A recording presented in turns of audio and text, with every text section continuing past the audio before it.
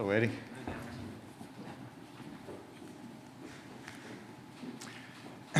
Thank you for joining me for today's additional COVID update on a couple of important issues that deserve to be covered today and quickly. I first want to thank Secretary Romero for joining us today, as well as Secretary Johnny Key of the Department of Education. We also have Chris Barber, CEO of a health center in Jonesboro, that's joining us remotely.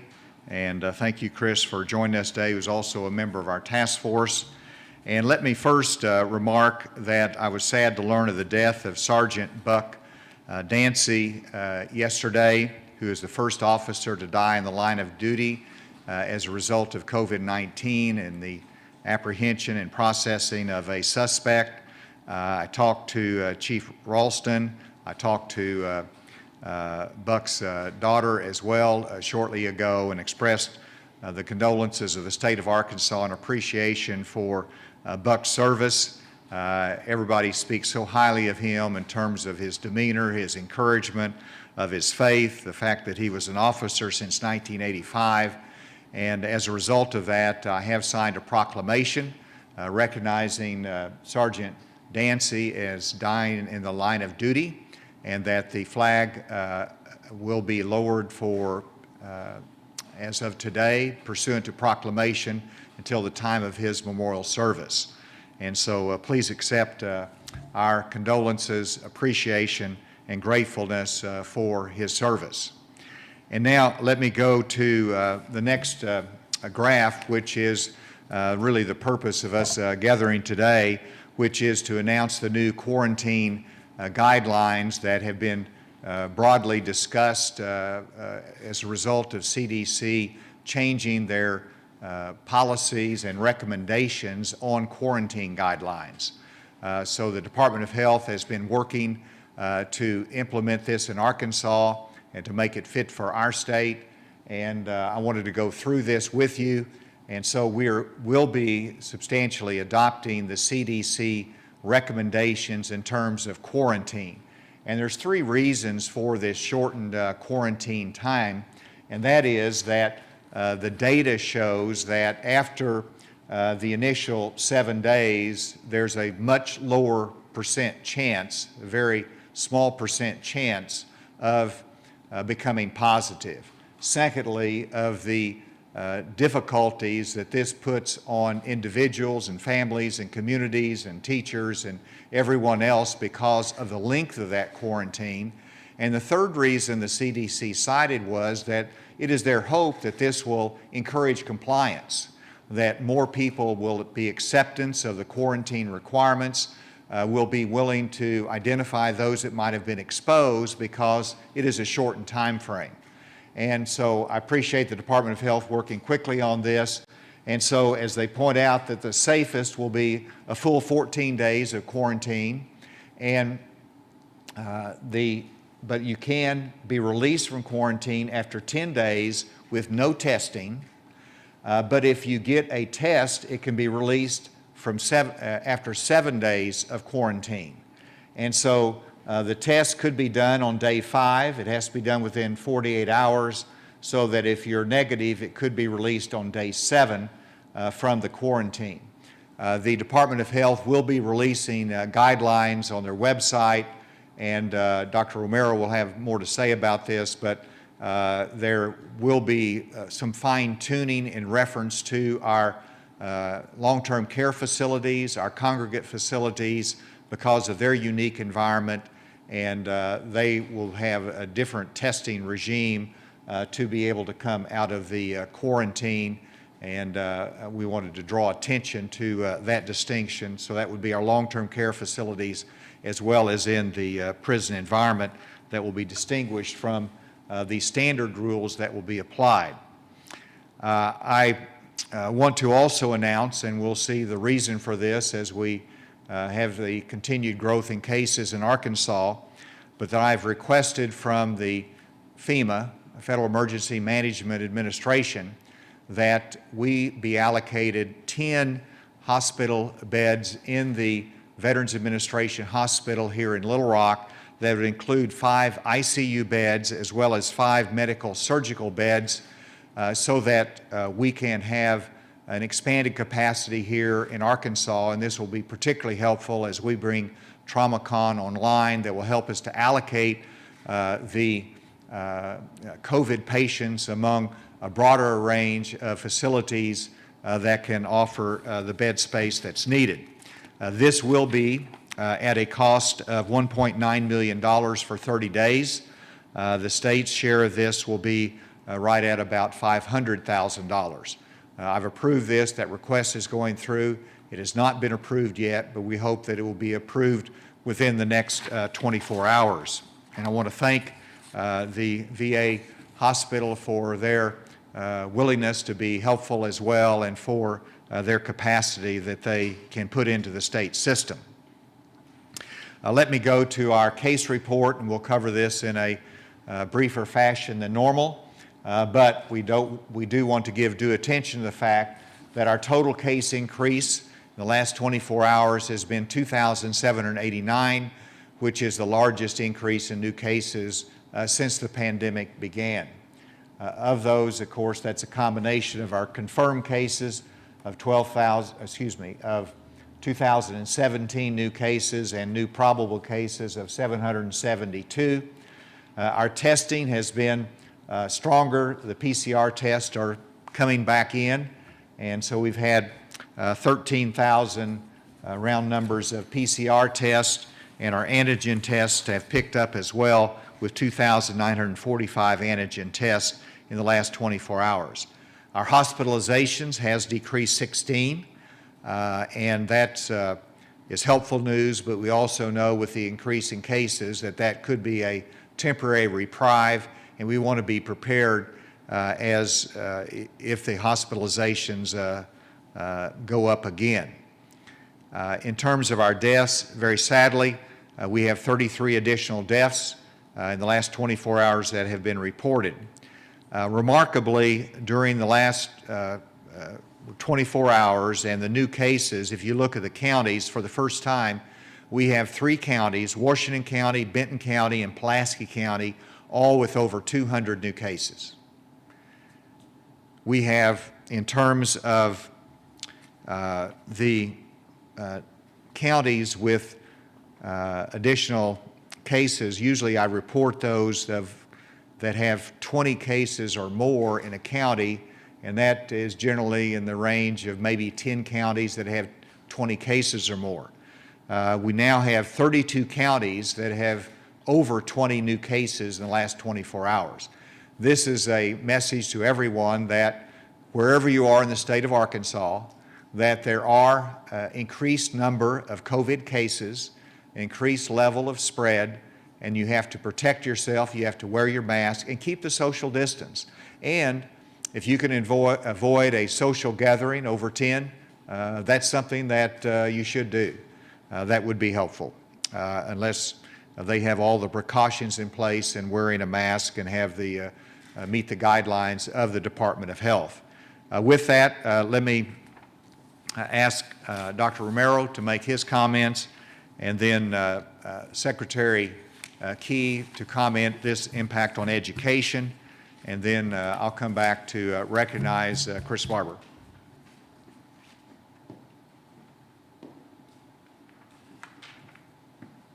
Thank you, Governor. To add a little bit more detail on what the Governor explained about quarantine, it's important to note that these recommendations for shortening quarantine are as stated, but they also need to keep, the patient needs to keep in mind that he should or she should be asymptomatic at the time. So no symptoms whatsoever. The modifications for quarantine will also be applied to long-term congregate facilities, nursing homes, as well as the correctional settings. They will be a little stricter, requiring testing before removing the quarantine. And that is because in those centers, the spread can occur quickly and can have, in particular in nursing homes, devastating effects, as we've talked about in the past. It's important also to note that, that even with a test, there is a small chance that you can continue to spread the virus. That's about 4% with a PCR test and about 5.5 or 6% with an antigen test. The health department recommends having an antigen test done. We will do them at our local health units. If you call ahead and make an appointment, we have antigen tests available at the schools that can be used for children that are on quarantine. Again, I want to stress the importance of being asymptomatic when you leave quarantine. Lastly, as the governor has pointed out, we are seeing an increasing number of cases in our state. Unfortunately, I believe this is going to continue. This does not mean that we can become lax in the use of the mask, distancing, and hand washing. Now is the time to become even more stringent. This will spread if we do not attempt to bring it under control. There is still time to slow this spread, but we must do our share. This is a public responsibility. This is not the responsibility of a single person or a single organization. Without your help, this can't be brought under control. Thank you, Governor.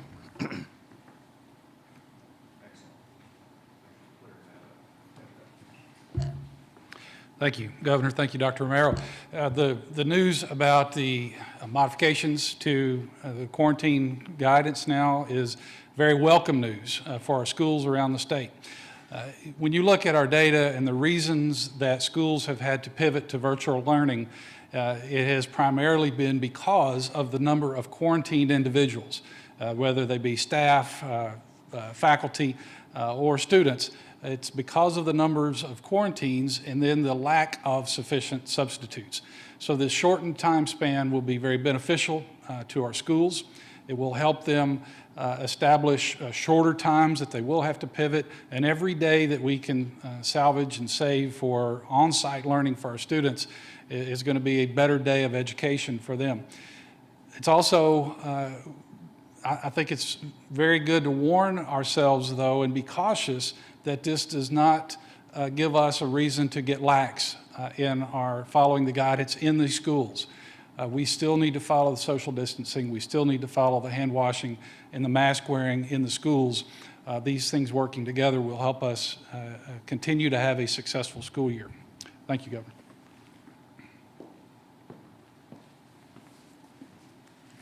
And now Chris Barber, who's joined us remotely from Jonesboro, the CEO of St. Bernard's Health Center, and Chris is a very instrumental member of our Winter COVID Task Force. Chris, the floor is yours. Thank you, Governor.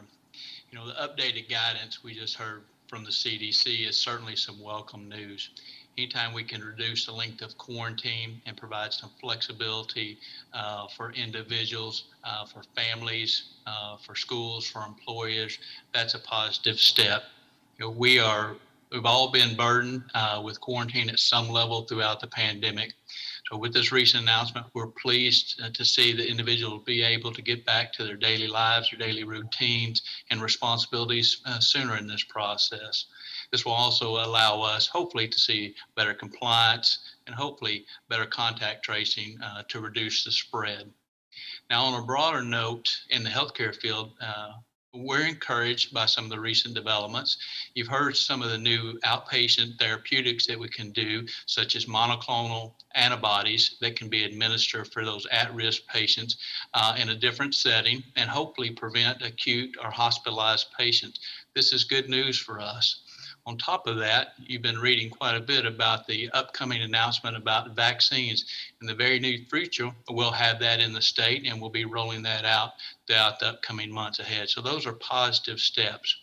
I want to just share that the COVID-19 Winter Task Force is working hard to develop strategies and solutions really to look at measures to reduce the spread, in addition to enhance coordination throughout the state for all Arkansans to utilize our resources appropriately. Sometimes they're limited or scarce, but we want to make sure we're providing quality care for patients at the right place, at the right time, and the right location for all Arkansans. Your healthcare team have done a tremendous job.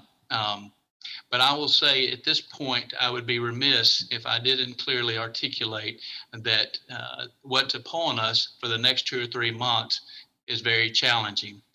The healthcare system in the state will be stretched and challenged like at a level we've never experienced before.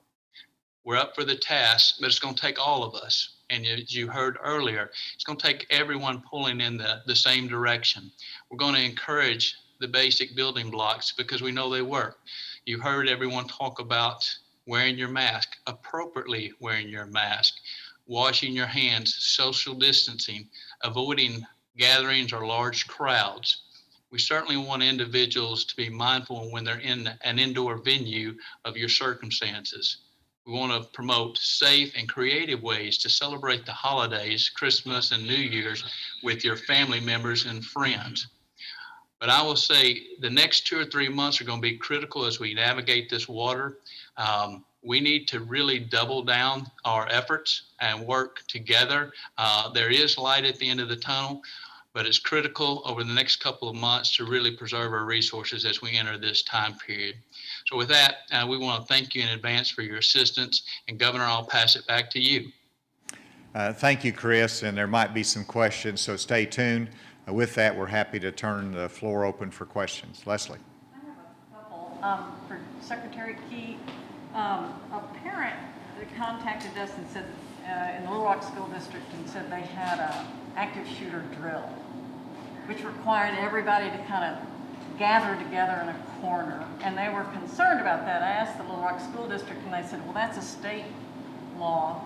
You know, that's something they impose. And so are you still doing active shooter drills, or?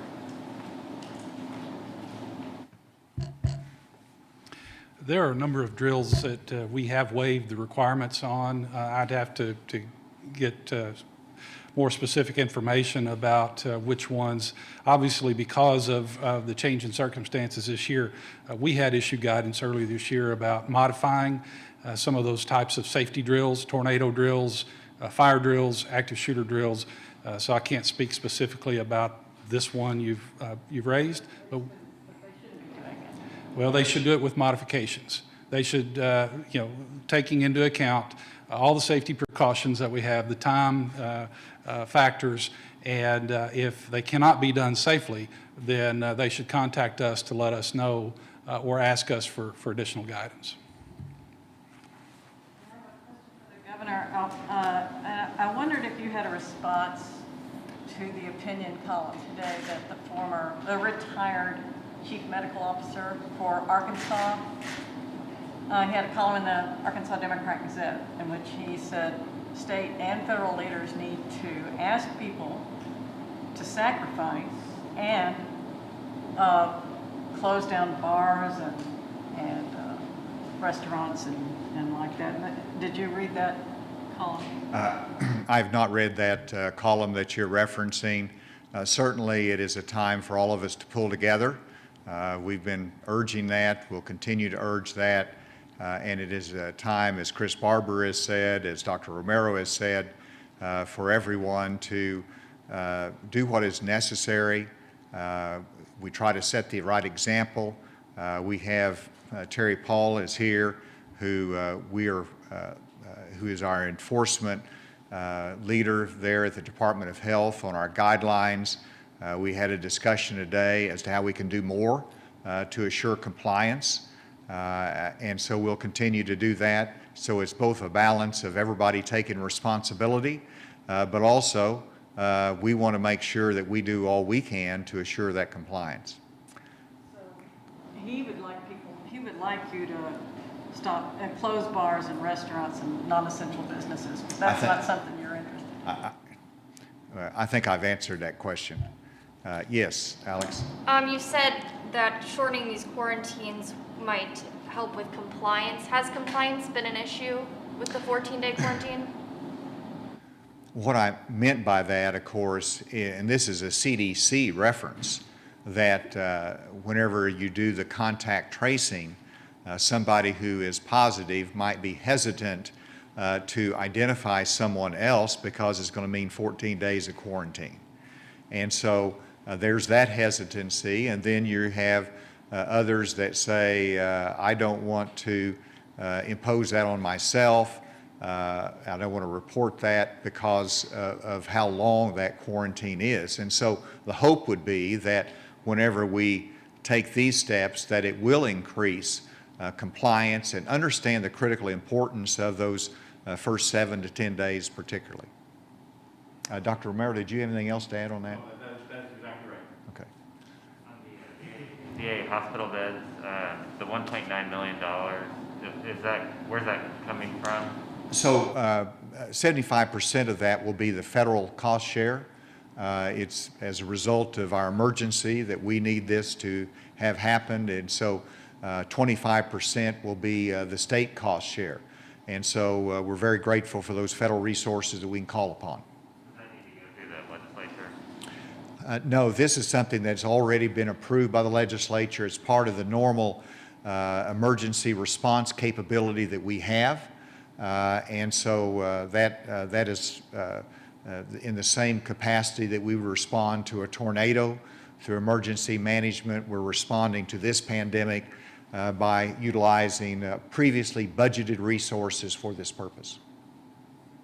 Yes? There were some pretty strong statements made by Dr. Camp Patterson on Twitter today regarding, their plans to look for a temporary morgue, warning people that they might be doing family funerals instead of family Christmas this year. When you hear these things, are you afraid?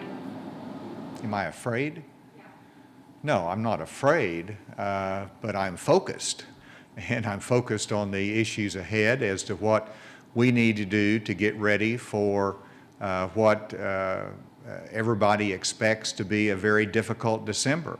I'm encouraged by the fact that we have vaccines in production, waiting for FDA approval. I'm encouraged by the fact that people are wearing masks and that they're limiting their activities out of responsibility. And I'm encouraged by people pulling together to get through this and recognizing it's going to be a different kind of a Christmas. So I'm encouraged by those things, and I'm focused on what exactly we need to do as a state. You could see the level of focus in terms of hospital capacity, but you also, much behind the scenes, is being done in terms of compliance efforts and making sure that everybody is doing what they should be doing, whether it is by education or whether it's by more forceful action of the Department of Health. And so it's, to me, not a time for fear, but it's a time for action, and it's a time for resolve. And I'm resolved to make sure that we can get through this well. Let's go remotely. Are there any questions? Yeah, Governor, this is Chuck White. I wanted to ask you about the vaccination distribution plan for the state. The draft plan, I guess back from October, had listed for phase 1B, for one of the higher priorities, poultry workers as part of that phase. Wanted to see if you could talk about, I guess, the reason for having poultry workers at a higher priority, kind of the need for that, and if that is still part of the plan, and how exactly that would work, especially with a limited supply. Kind of how would you approach that? Well, my focus has been first in terms of the 1A, which are the vaccines for the healthcare workers, for those in our long-term care facilities, and it's going to take us a while to get through the first priority of 1A. And then you go to more of the essential worker categories, which is very broad. We're still refining that, but Dr. Romero, did you want to make a comment? He's worked very hard on this.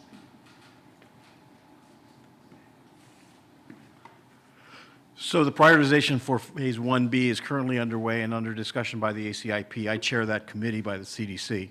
We view these workers as essential.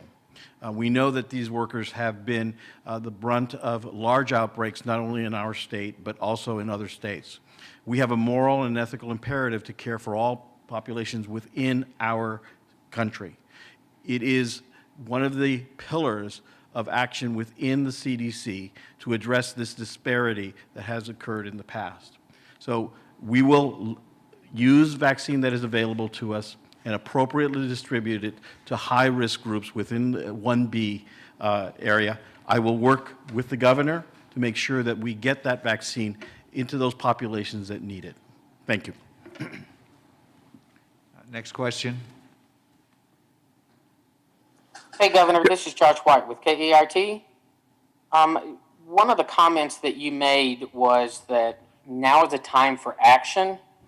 And with us being literally 15 days before the Christmas break, why not move schools from middle school to high school virtual to try to lessen the burden? The answer is because school is important, and because each of the school districts right now, if their cases or their staff is in a situation that you have absences, that you can go virtual. And so we have a very good system that emphasizes the opportunity for in-classroom instruction with the option to go virtual as needed.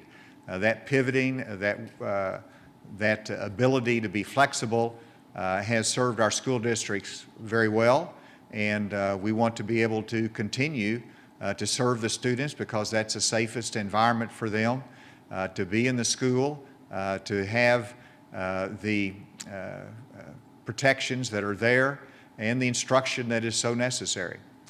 Next question. Governor, good afternoon. It's Neil Gladner in KZNG in Hot Springs. Could we drill down a little more on the quarantine change? Because I note that it's very specific at day 7 if you have a PCR test. Is there any guidance in there about antigen tests, which a lot of people prefer because you get the results back quicker? And aren't we using a lot of antigen tests in the school? So I wonder how that helps the situation Secretary Key was talking about. Thank you.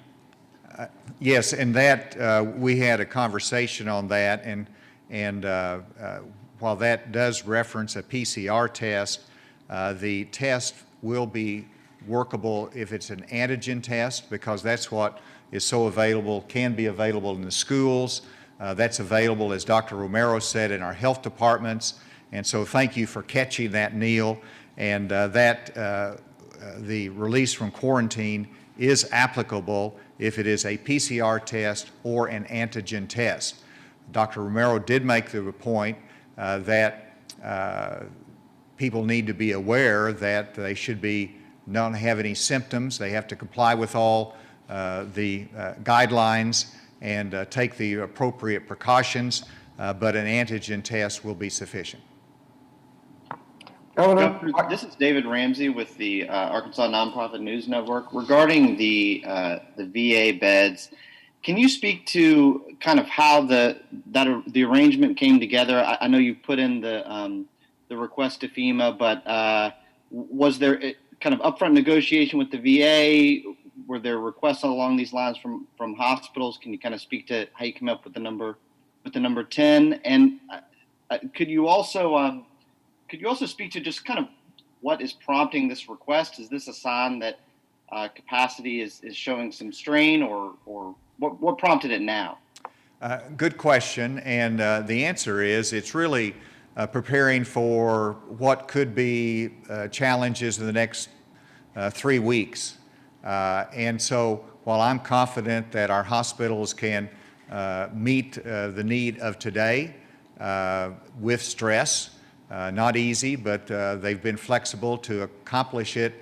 This gives some added relief.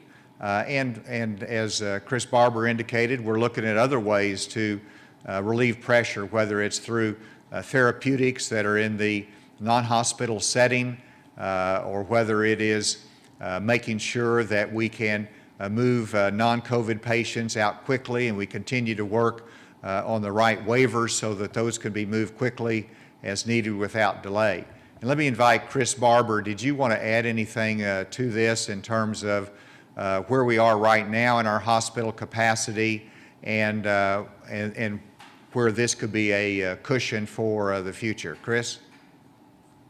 Yes, sir, Governor. So we had a little over 1,050 hospitalized patients today. That was down a little bit, as you heard, but we're concerned, when you see the numbers go up the next 2 to 4 weeks, because hospitalizations are typically a lagging indicator. So hospitals have been updating their surge plans. We are looking out into the future. What the governor mentioned, we appreciate the steps to add additional capacity. So that is a proactive move to create some capacity for us.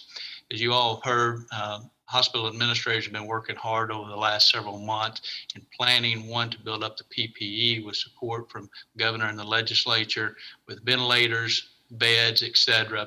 The real challenge right now is staffing. So we've got to be competitive to be able to secure staffing resources here at this point in time when we're recruiting against other parts of the country and throughout the nation. So we're continuing to monitor that closely. Folks are extremely busy trying to build additional capacity as we move forward into the next 1 to 2 to 3 months. And let me add, David, because you asked a couple of different parts to that, and this has been in discussion for probably the last week. One, being aware that there was that capacity at the VA hospital.